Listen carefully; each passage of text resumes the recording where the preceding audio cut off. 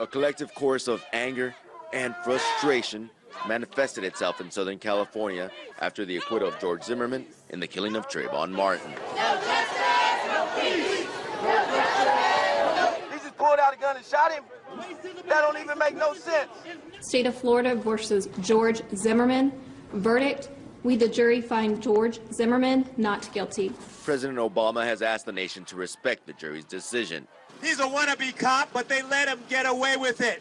But protesters here in Los Angeles believe the verdict is another example of an unequal justice system. They've been doing this for years. People kill black boys, black men, and they get off. You know, black men get arrested for the same kind of things that Zimmerman did. The angry masses have made their presence felt in L.A. A few hundred people shut down a metro train in the hours following the verdict.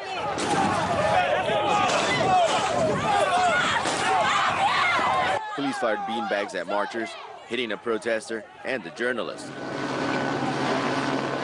With a police helicopter overhead, a group of protesters took over a major interstate. Photos show the crowd bringing traffic to a standstill. Anger over the Trayvon Martin case has clearly spilled into the streets of Los Angeles. Behind me, you can see police in full riot gear trying to hold off demonstrators who have approached the 10 freeway. One of the busiest freeways in the entire world has been shut down as protesters make their way through the streets of Los Angeles.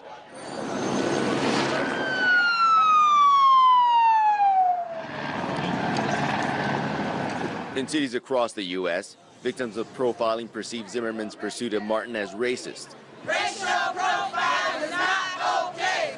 Racial profiling is not okay. The Department of Justice claims it hasn't found any evidence of racial profiling. This is a racist structure that benefits me every day.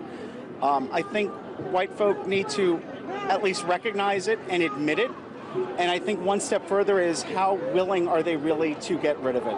Ian LaBelle says he's privileged to not feel the discrimination young black men feel.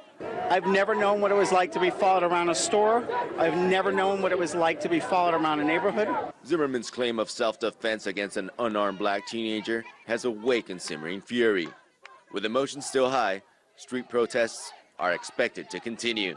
We need numbers, you know, numbers will speak, the people will speak. All power to the people. In Los Angeles, Ramon Galindo, RT.